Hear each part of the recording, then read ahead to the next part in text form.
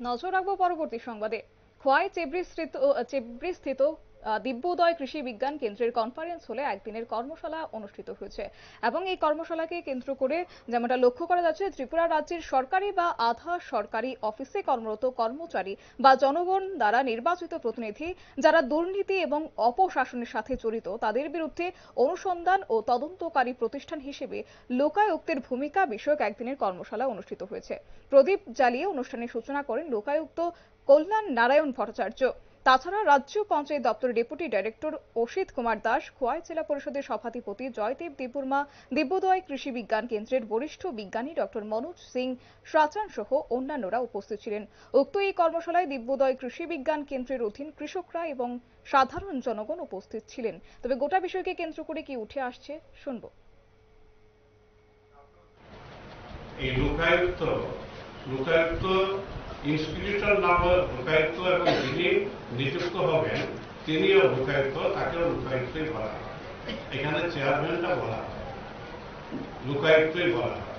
যেমন কেন্দ্রে আছে লোকপাল, একজন সুপ্রিম কোর্টের প্রাক্তন বিচারপতিকে সেখানে করা হয়, প্রধান বিচারপতি অথবা বিচারপতিকে করা হয় লোকপাল। তিনি সারা দেশের জন্য দুর্নীতিমুক্ত প্রশাসন করার জন্য তিনি কাজ করেন। আর লোকায়ুক্ত প্রতিটি স্টেটের জন্য, প্রতিটি স্টেটের অ্যাসেম্বলিতে আইন পাস করে লোকায়ুক্ত অ্যাক্ট করা হয়েছে।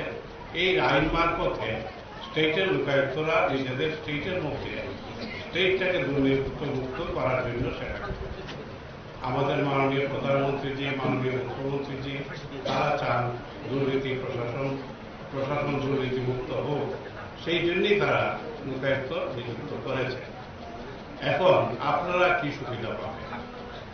দেখুন, সরকারের আমলারা যারা চাকরি করে, যেমন যে কোনো পিয়ন থেকে শুরু করে চিফ সেক্রেটারি অবধি, আর পাবলিক ফাংশনারি যাদের বলা হয় জনপ্রতিনিধি, ইলেক্টেড প্রতিনিধি, তারা পঞ্চায়েতের প্রধান থেকে শুরু করে চিফ মিনিস্টার পর্যন্ত কারোর বিরুদ্ধে যদি আপনাদের কাছে কোনো দুর্নীতির প্রমাণ থাকে তাহলে আপনারা এই দুর্নীতির অভিযোগ লোকায়ুক্তের কাছে দায়ের করতে পারেন। আপনারা শুনলেন লোকায়ুক্ত বিষয়ে আলোচনা করেছেন লোকায়ুক্ত কল্যাণ নারায়ণ ভট্টাচার্য। গোটা বিষয় সম্পর্কে তিনি তুলে ধরেছেন। তবে এক্ষেত্রে বলা যায় যে খোয়াই চেব্রিস্থিত দিব্যোদয় কৃষি বিজ্ঞান কেন্দ্রের কনফারেন্স হলে ত্রিপুরা রাজ্যের সরকারি এবং আধা সরকারি অফিসে কর্মরত কর্মচারীরা বা জনগণ দ্বারা নির্বাচিত প্রতিনিধি যারা দুর্নীতি করছেন এবং অপশাসনের সাথে জড়িত তাদের বিরুদ্ধেই অনুসন্ধান এবং তদন্তকারী প্রতিষ্ঠান হিসেবে লোকায়ুক্তের ভূমিকা বিষয়ক একদিনের কর্মশালা অনুষ্ঠিত হয়েছে।